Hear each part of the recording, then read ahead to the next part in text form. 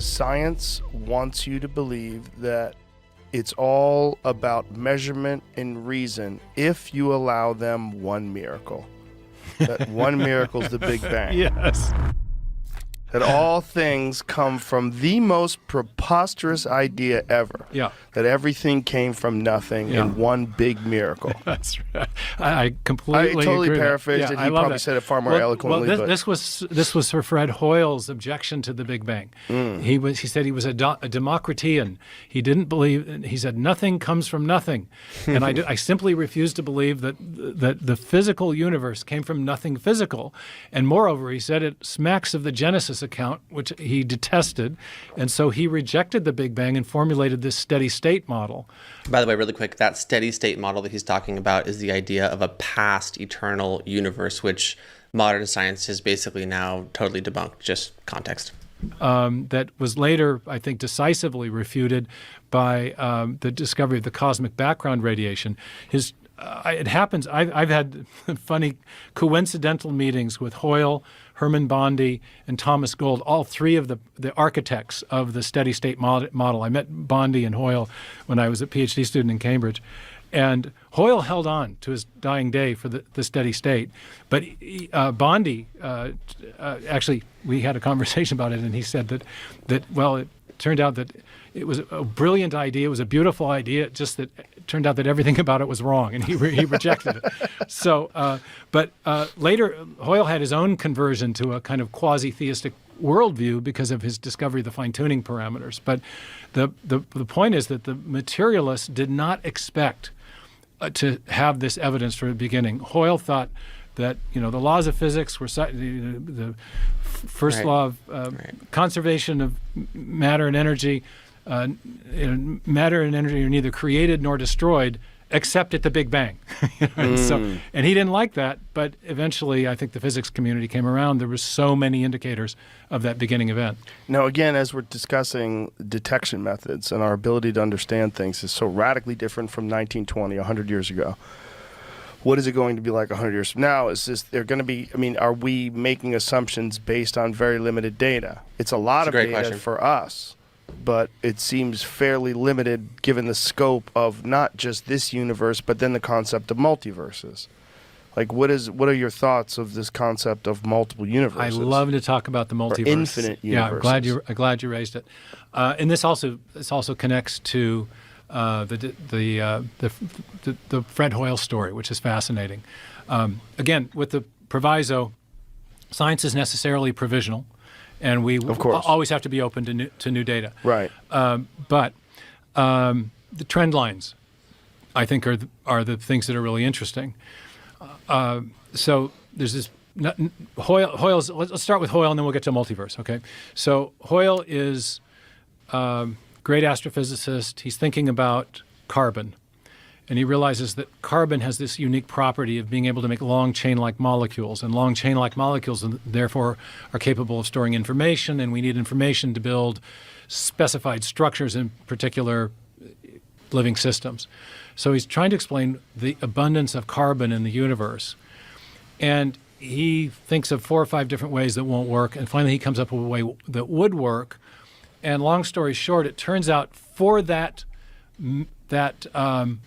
way of building carbon chemically to work, it has to do with combining simpler what are called nucleons, smaller atoms to get the carbon molecule.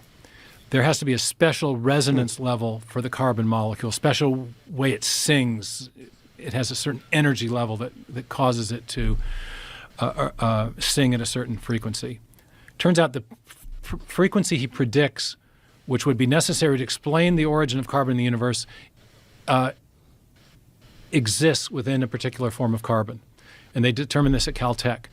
But then that turns out to be the tip of a deeper iceberg, of a whole series of other things in the universe that would have to be just right to make this formation of carbon possible. The gravitational force would have to, inside stars, the gravity couldn't be too strong, too weak. The electromagnetic force couldn't be too strong or too weak. The ratio between them couldn't be too strong or too weak.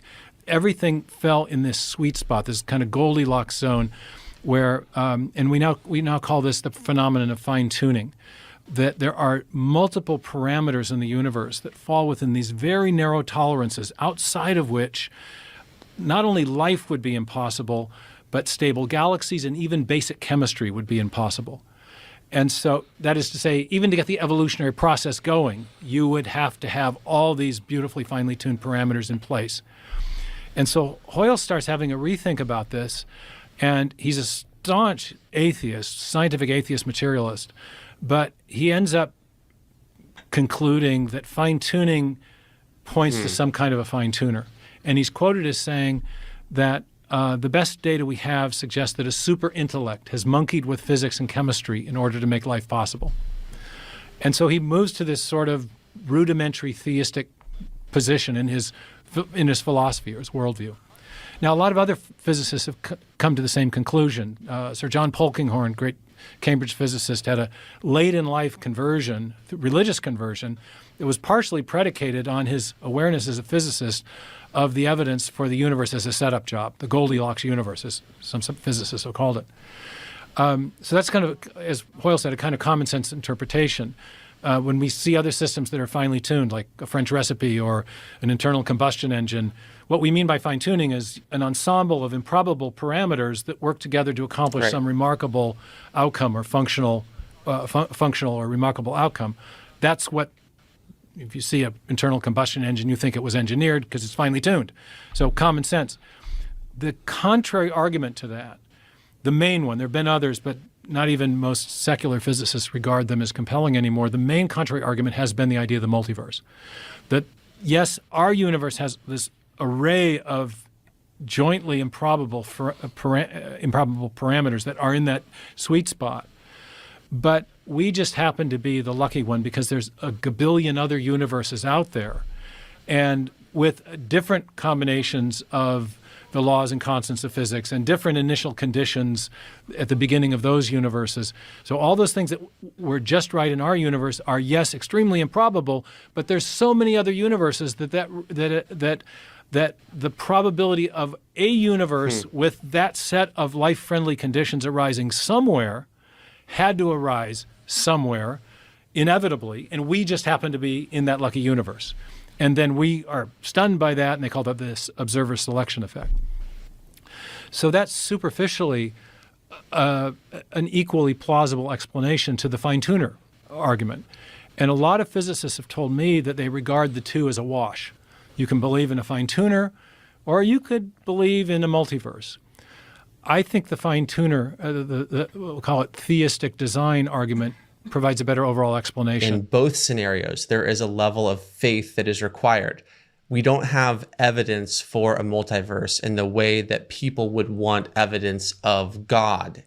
Atheists want to see some physical manifestation of God, and they also don't have that for the multiverse. Rather, what you do is you look at what we can observe, and then you make inferences based on that. So I love the example that he gave of a combustible engine. I love the example that he gave of a well-made recipe.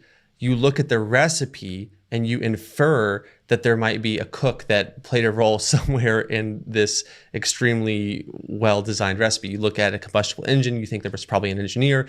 You look at a painting like the Mona Lisa, and you think, I wonder if there was a painter's handiwork somewhere along the way.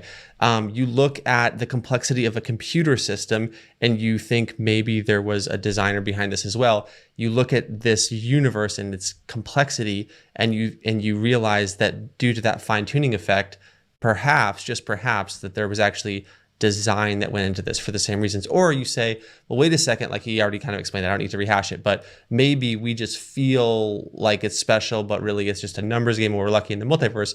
Both, however, require faith.